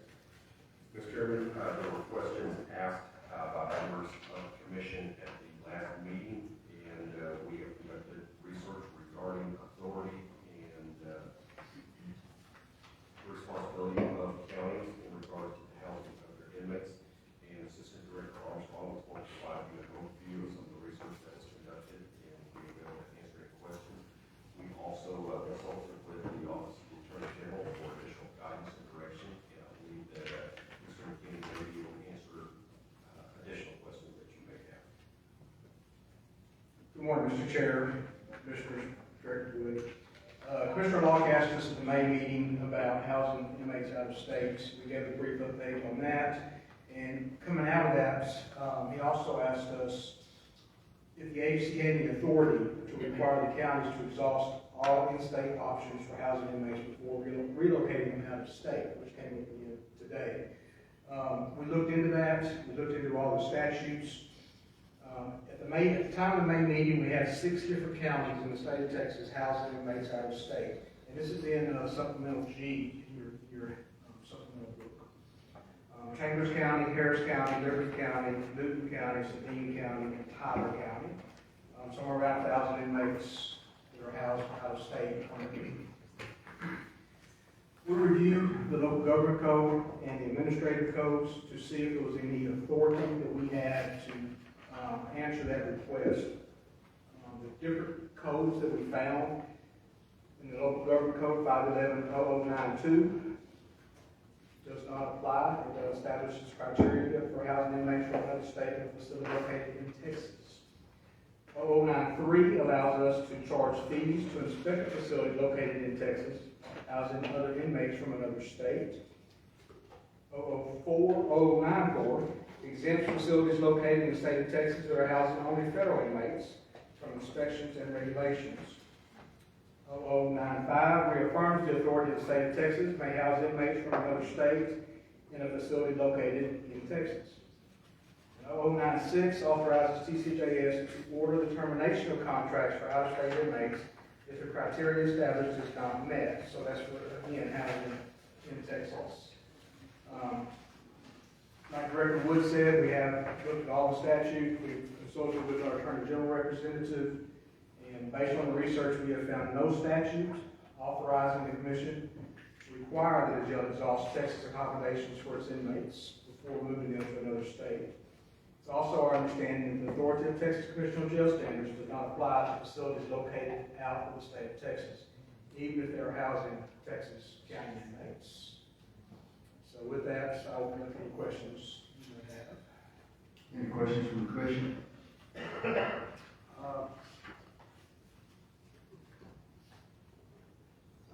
Chairman, the question I have is, I understand the contractual language that goes into housing inmates in other states. There's only so far you can go because the standards which we have may not apply in that contract. You certainly can't enforce it out of state. So I'm trying to understand, how do we ensure that an inmate that goes from a very known set of standards, as a citizen of the state of Texas, goes to another state and can easily have very different standards applied to them, even though they are Texas residents, is what the basis of my question really is. Because mind turns to a question of who gets selected to get to go to Louisiana? Who gets selected to get to go to Mississippi? Is it perhaps an inmate that may be behaving badly and you don't want him in Texas anymore? Or I'm trying to understand how is that standard that we have established as a state equally applied to someone outside that under no fault of their own may end up in a situation where the 1-to-90 ratio versus 1-to-48 ratio or something of that nature, that where we really have no idea that a standard may not exist at all, like in the state of Mississippi. So I'm trying to understand, is this something that needs to be moved to the legislature to reconsider, to allow the authority to do that? Because I do have some fundamental concerns about the treatment of a Texas citizen that through no fault of their own end up in the hands of someone that may mistreat them in a very different way than what they were treated in Texas. And we understand your question, we understand your concern, and we do everything we can to help the jails find beds in Texas. There's not a whole lot of beds open in Texas right now. There's a few here and there. Some of our bigger counties have allocated the beds that were available because of the crowding issues they're having. Some maintenance issues different counties are having. So a lot of these beds aren't available as they were previously. So there are counties such as Harris, some of the only options right now are to house out. To answer your question, yes, we believe it's going to have to be a legislative issue because we don't have any authority in any other state at this time.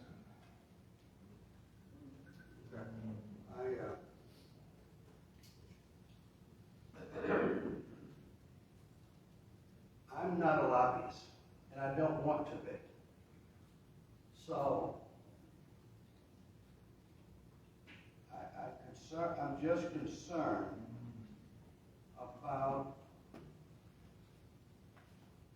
a pretrial inmate going into an environment that they may receive very different applications of a standard in which we have set for the citizens of the state of Texas.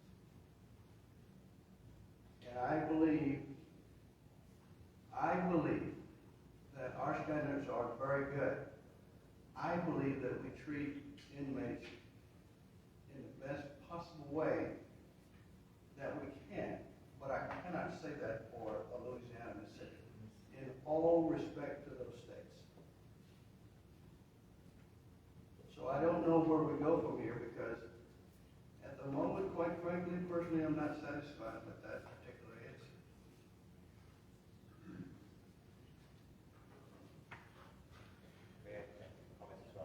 Commissioner Locke, I second your sentiment, but I think it's really, really important to really bring focus not so much to an issue that at the end of the day, I think everybody can agree on this. It's going to be very difficult, if not impossible, to impact. But instead, the root cause of having to send Texas jail inmates, pre-trial, post-trial census, doesn't matter, to other states is the fact that we are over-incarcerated. So to me, a much better approach, a much more fruitful effort would be for not just as members of this commission, but as a community, to really look into our incarceration practices and try to change it. Because that will fix not just this issue, but a lot of other issues that come to our attention during these meetings. So I wanted to thank you for bringing this up, and I just wanted to shift focus to kind of the root cause of what this has happened in the first place. Thank you. I appreciate that, Dr. DeForsa. I highly respect you and your comments, and all the commissioners. I guess, take another bite of the apple, I guess my request and ask would be, I understand the overcrowded situation. I understand that in some cases the overcrowding forces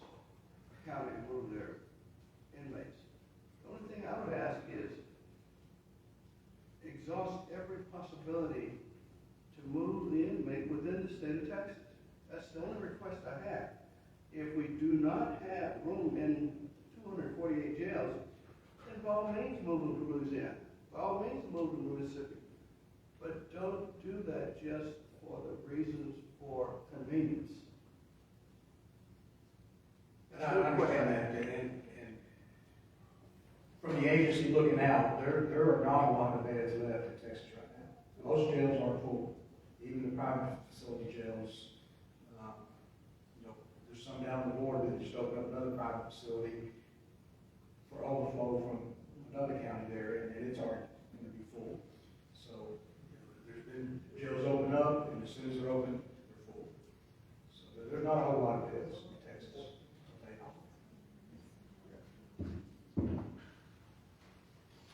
Any other questions?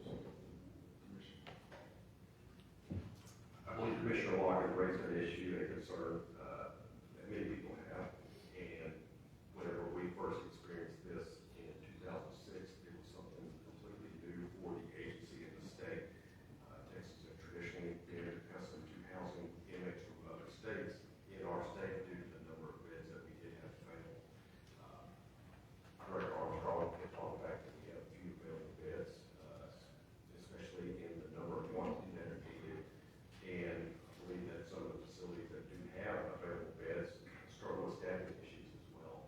And they're very mindful of, in lieu of profiting off other counties' misery, for lack of a better term, they don't want to fall in that area of non-compliance as well. So we will continue to review the issue. I believe that there have been individuals questioning this practice, and we do believe, and I believe that Mr. McKinney might be able to assist us in this, and that it would require a change in statute. And if there's any opportunities to address it through an administrative rule, we can do that as well.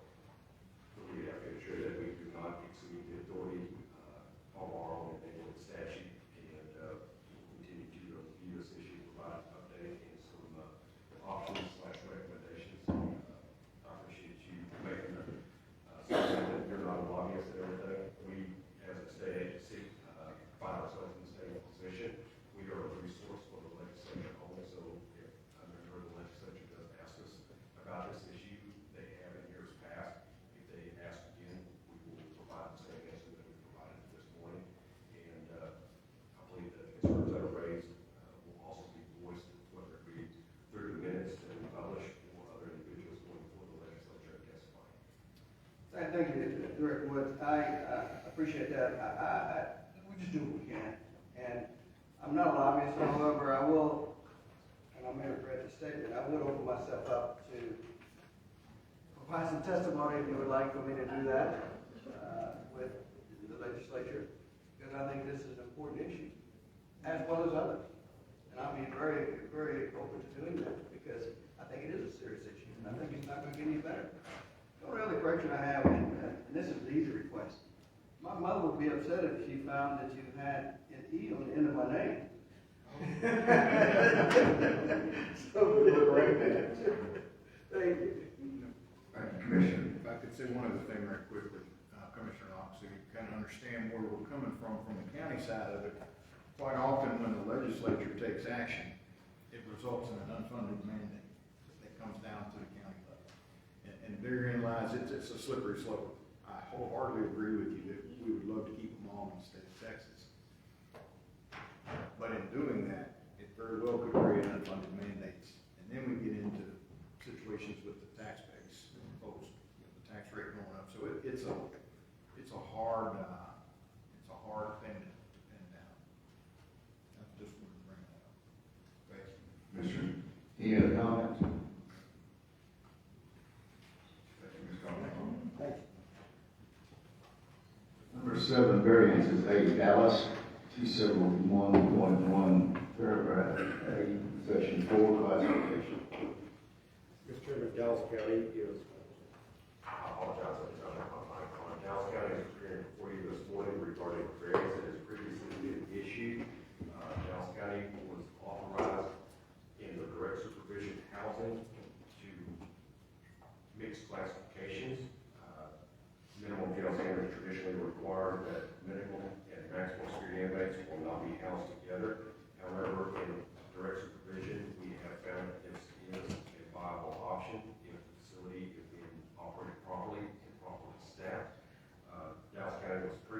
granted this variance in May of 2023, or August of 2023, I apologize, August of 2023, if I'm not mistaken.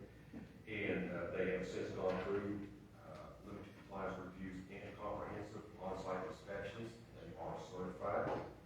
They have not been issued a notice of non-compliance. Based upon the performance of the Dallas County Jail and the continued compliance with minimum jail standards, I believe that they will be requesting that the variance be renewed. Any questions from the commission?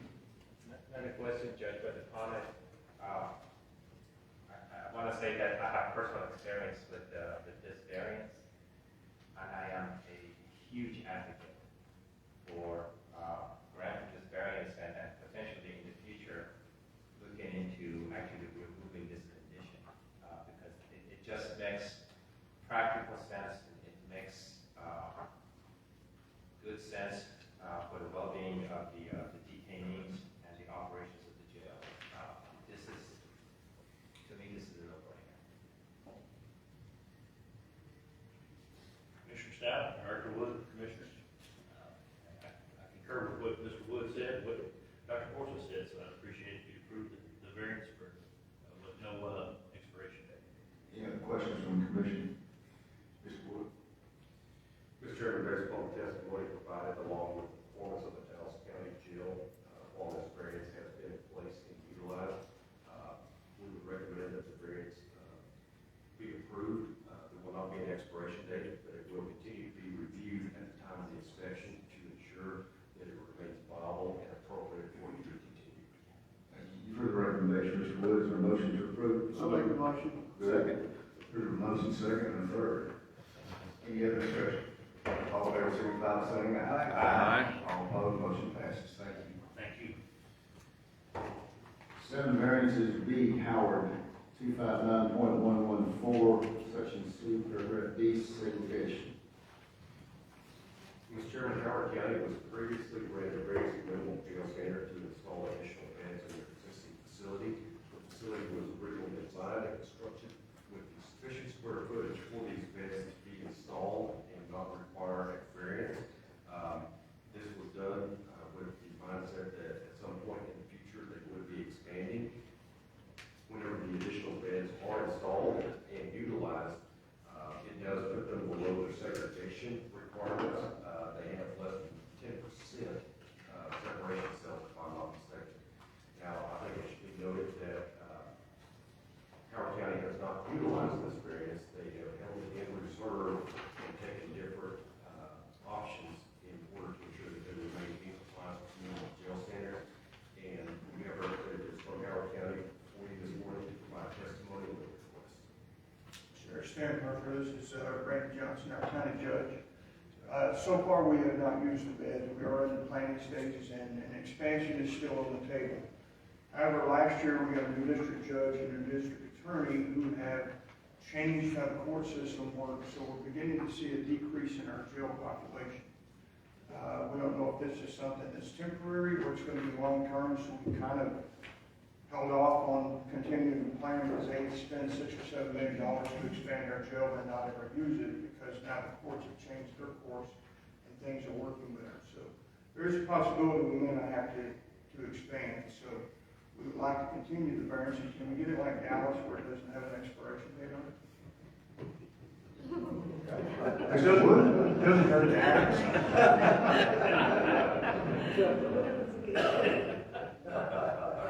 I didn't get a no yet. Sounds good. We do have an architect here that is under contract for all that, so we're not taking it completely out of the equation, but if things continue like it is, we may not have to spend the money. So, but we'd like to keep the variance just in case for right now until we absolutely make that decision. Thank you, Mr. Chairman. As the sheriff has stated, they have not utilized the variance. They initially came before you requesting it whenever the jail inmate population was continuing to increase. They did not utilize variance because they did not have sufficient staffing at that point in time to make a conscientious effort, although they authorized the beds that they would fall into an area of non-compliance. They did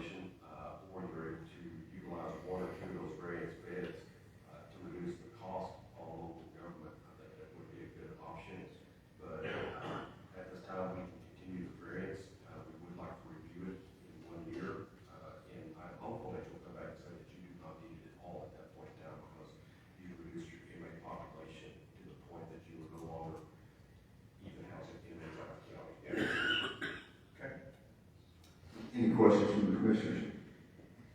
Mr. Wood? Mr. Chairman, I would recommend that it be continued for 1 year at this point in time, and that, again, all other minimum jail standards to include sufficient staffing, be met at all times, if those variance rates are utilized. You've heard the recommendation, Mr. Wood, is there a motion to approve? There's a motion. Second. And a second. Any other discussion? All in favor, signify by saying aye. Aye. All opposed, motion passes. Thank you, Judge. Thanks, Judge. Thank you. Seventh variance C, Tarrant County, 259.143, furnishings for inmate housing area. Mr. Chairman, Collin County, Tarrant.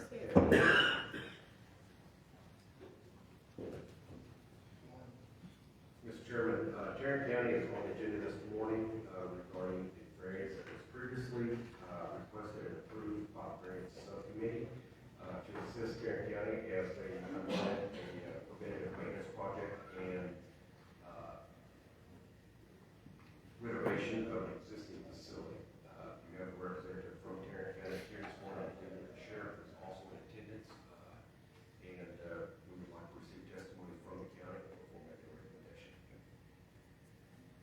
Good morning, Chairman, Commissioners, Director Wood. I do have Sheriff Wayburn here and our County Judge Tim O'Leary, he's here as well. We are requesting that we are asking for a 30-day extension on the 259.143 furnishings for the 98 beds at the Green Bay facility. This would help us with our numbers and our population control, especially when we're getting close to our projects being completed. We are going to be looking at returning inmates from our Garza County contract, and this would give us an ability to hold inmates and not send them to Garza. And when that project is done, we can return and we'll have a jail all of them in-house, not out of county.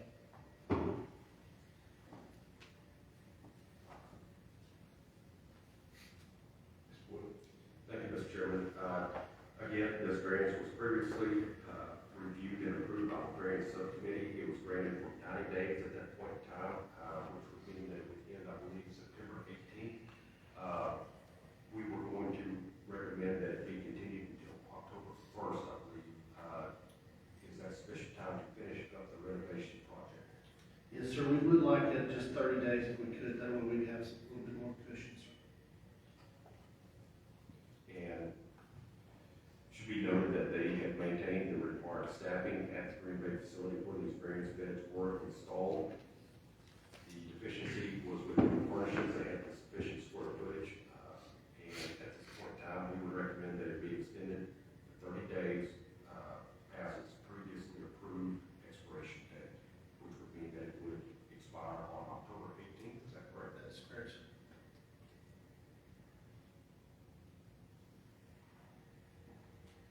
Mr. Chairman, we would recommend that the variance be continued until October 18th, 2024, at which time it will expire. There's no other questions or comments from the commissioners. Is there a motion to approve? So moved. There is a motion. Second. And a second. Any other discussion? All in favor, signify by saying aye. Aye. All opposed, motion passes. Thank you. Seven variances, Trinity County, 261.134, multiple occupancy cells. Mr. Chairman, Trinity County is on the agenda for a review of an existing variance that was previously granted. You have a representative from Trinity County here, and I believe that they will be providing information and testimony in regards to this request. Mr. Chairman, Jeremy Carroll, Sheriff's Office, and Judge Martin here. I want to thank y'all, and I apologize for Sheriff Wallace's absence today. He had some medical issues that came up that prevented him from being here, so I'm standing in his place, but again, he says he apologizes. Y'all granted the variance in August of '23. We immediately began working to get that enacted and doing our part as far as the Sheriff's Office is concerned. We petitioned the court for the staffing necessary to allow us the manpower needed to have the jailers on duty. The court granted us 4 additional full-time jailers, which we were able to fulfill that and maintain that staffing. As you know, is hard to do with the turnover between jailers. We had some issues and setbacks with the necessary equipment, the showers that were needed for the day room that we were putting in. Got that finally delivered at the beginning part of this year. And they started utilizing the variance in February of this year. And since then, we've continued to maintain our staffing within about 13 or so average in-house, and then having to outsource a couple of different counties. We did run into a couple of issues where, because of medical report, we did go over that number, that population. Realizing that was an issue, we entered into additional interlocal agreements with outside counties. So we now have a total of 7 interlocal agreements that can help us push that overflow. But today we're essentially asking that we continue the multiple occupancy variance on our side to allow the county more time to proceed with the jail project, as Judge Martin will address. Good morning. How are y'all? On the stuff that Carol has done, he's done a great job there, him and our Sheriff Wallace. We've been, this variance that Mr. Brandon Woods and stuff, that's who's my contact person that I've been with. And he's treated us well and led us down the road to do lots of things. I was asked to go over some things that y'all asked about was the ankle monitors. We implemented and we have signed a contract with that company. We do pre-trial diversion. And then the midst of this, in 90 to 120 days ago, we had a disaster with the water. I had 31 inches of water in 2 weeks.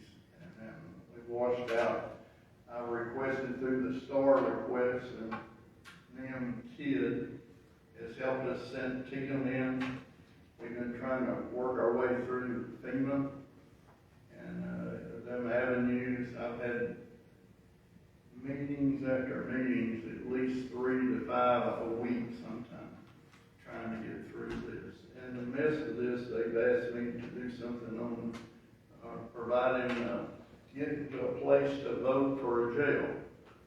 And I've actually got a drawing. I haven't completed the part of having a 3-phase brought into our town. You know that energy is, they've been struck and we without electricity with a hurricane for over 2.5 weeks. And it's been real taxing this year.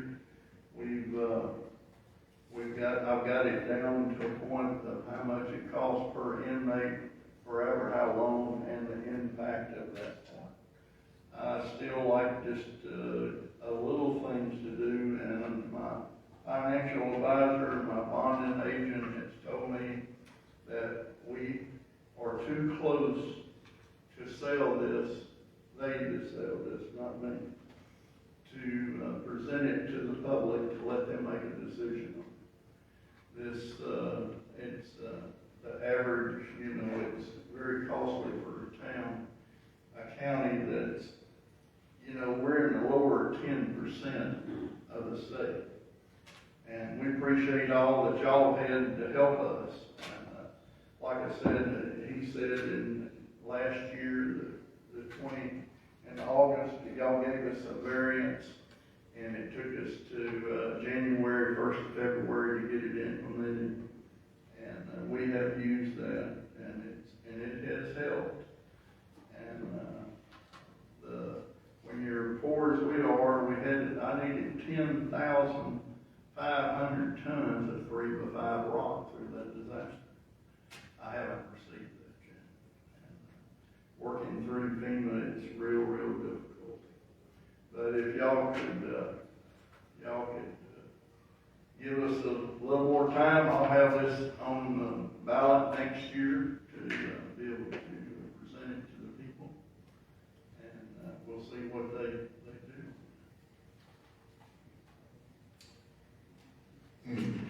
Mr. Wood?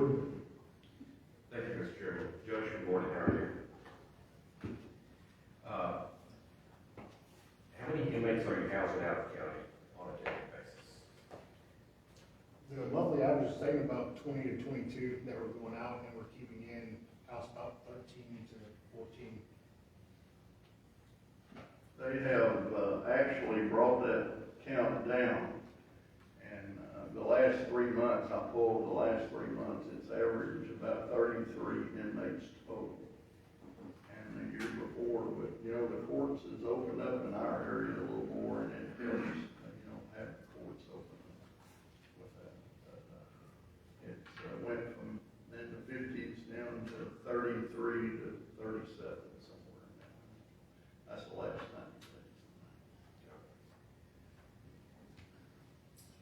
And Florida has a building program. I know that you mentioned that you have entered into an agreement for electronic monitoring in an effort to reduce your jail population. Is the reduction to an average of 33, is that after the electronic monitoring has been utilized, or is that before? No, sir. All of it, the inmates and stuff has come down, and it seemed like the courts are moving in an area where it's flowing, not like it was when COVID was here. It looks like we're just getting a little more where you can work stuff now. You mentioned your building program, you said next year. Do you have a timeline as far as? I don't. I got it almost completed, and you're welcome to look at the jail if you'd like to look at it. I haven't got it approved. I'm getting ready in 2 weeks to turn it over to, we got committees in each precinct. It's gonna be about 12 to 14 people. And then they're gonna advise me of what I might need to do extra than that. So I've run a cost on it all the way from zero. I had trouble finding money. It was at 6%, I got it to 4.75, and then a month ago I found 3.5. And it was around $16 million for this jail. It's a 60-man jail. It's women and men.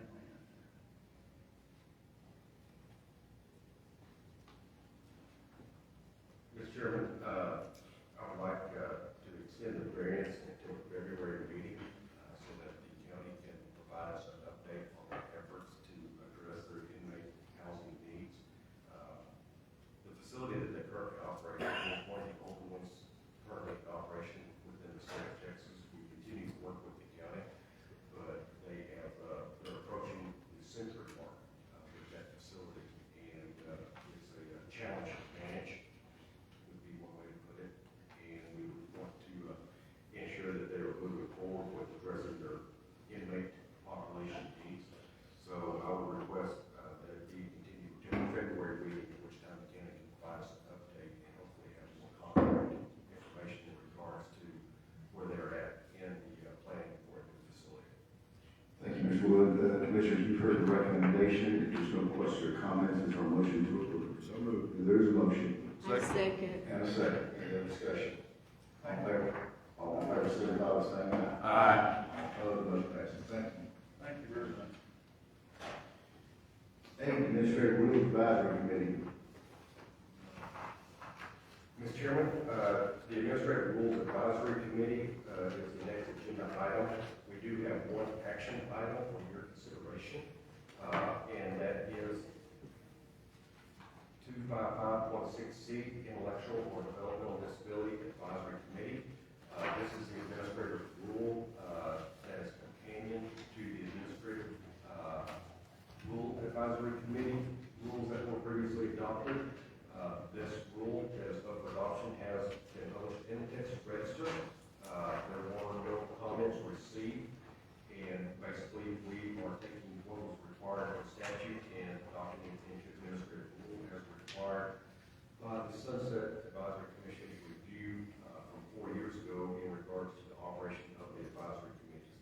So again, the only rule that is up for adoption at this point in time is the advisory committee rule for the IDD advisory committee, and we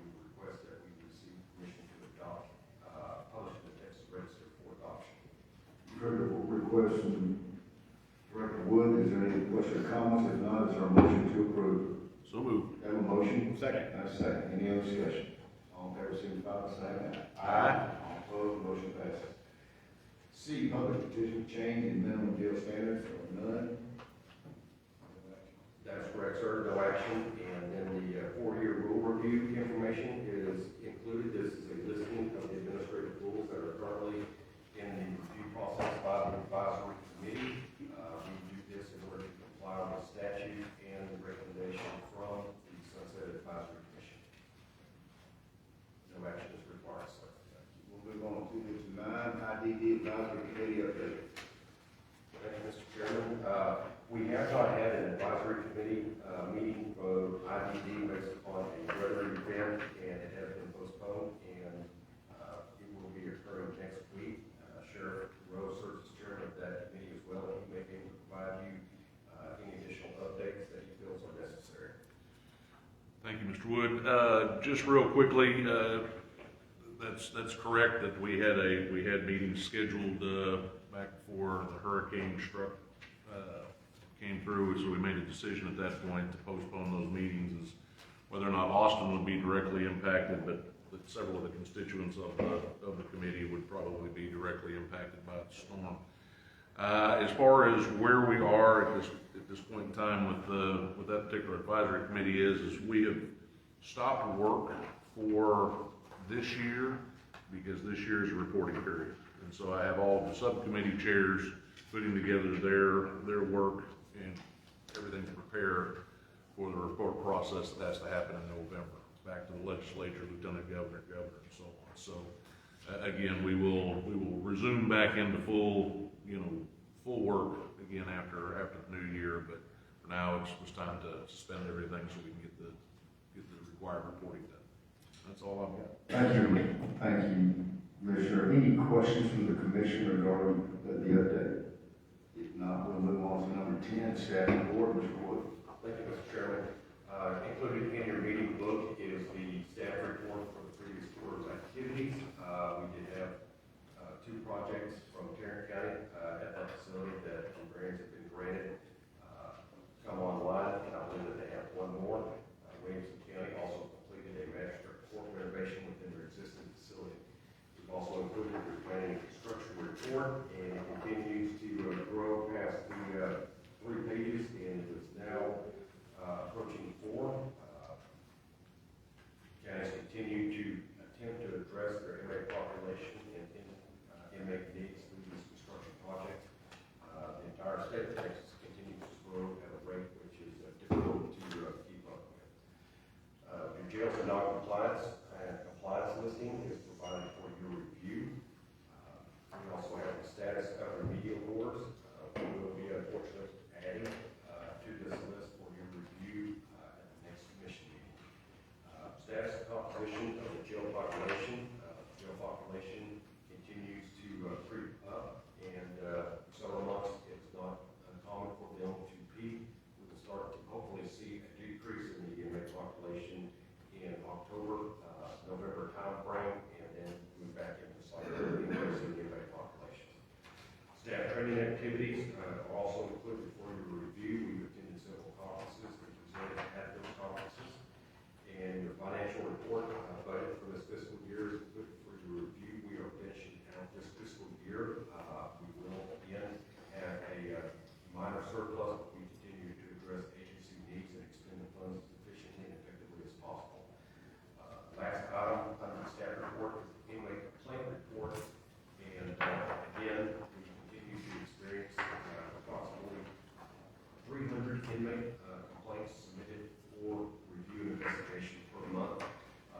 Most of these continue to, unfortunately, be non-jurisdictional, meaning that the inmates complain about areas we have no jurisdiction to resolve, such as attorneys, the law enforcement entity that arrested them, or the court judge, and it still requires an investigation from our staff on each and every one of these, which is one of the reasons why we continue to try to focus some of our retention efforts on our compliance factors.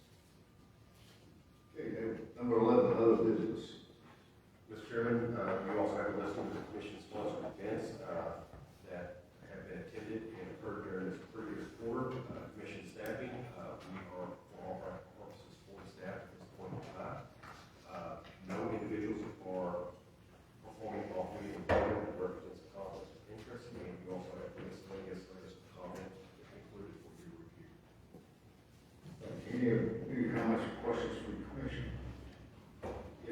at this time, 12, executive session, personnel matter, we'll go into. Unfortunately, we have no separate room to meet with, so I'm gonna have to ask everyone here at this time to vacate this room, and we'll call back in once the executive session is complete.